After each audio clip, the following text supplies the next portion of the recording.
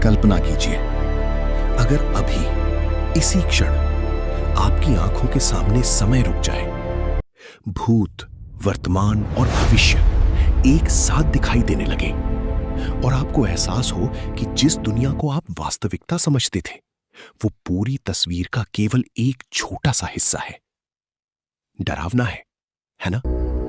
लेकिन सनातन परंपरा कहती है कि एक ऐसी दृष्टि है जो समय, स्थान और भ्रम की हर सीमा को पार कर सकती है।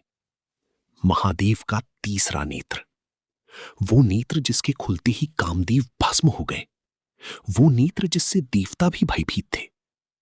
लेकिन क्या ये केवल विनाश का हथियार था, या ये किसी ऐसे आयाम का द्वार है जिसे आधुनिक विज्ञान अभी समझना शुरू ही कर रहा है?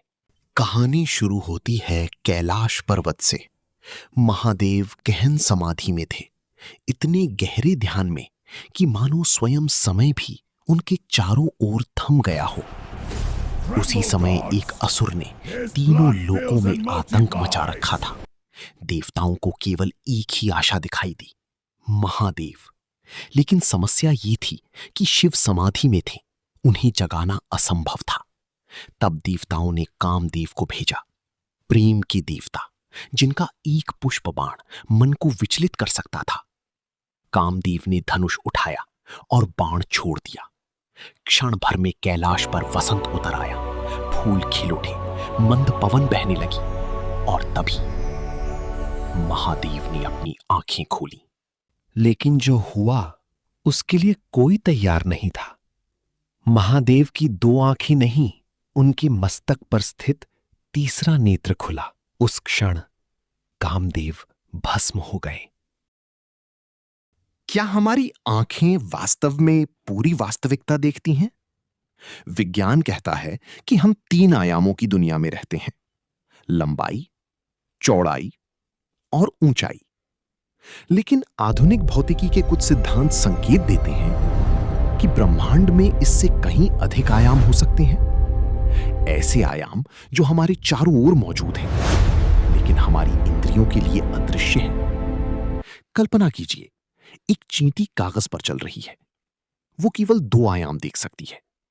उसे ऊपर की दुनिया का कोई ज्ञान नहीं। क्या संभव है कि हम भी उसी चींटी की तरह हों और वास्तविकता का अधिकांश भाग हमारी समझ से बाहर हो? योग दर्शन हजारों वर्षों पहले एक अद्भुत अवधारणा प्रस्तुत करता है, इड़ा, पिंगला और सुषुम्ना।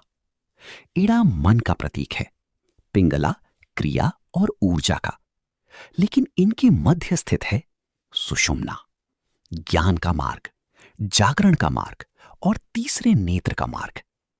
जब चेतना सुषुम्ना में स्थिर होती है तो देखने वाला बदल जाता है। दुनिया वही रहती है, लेकिन उसका अनुभव बदल जाता है। समय केवल घड़ी नहीं रहता, स्थान केवल दूरी नहीं रहता, और जीवन केवल घटनाओं का क्रम नहीं रह जाता।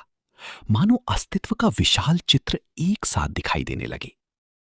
कुछ लोग इसे हायर कॉन्शियसनेस कहते हैं, कुछ इसे आत्मज्ञान, और कुछ तीसरी नेत्र का जागरण।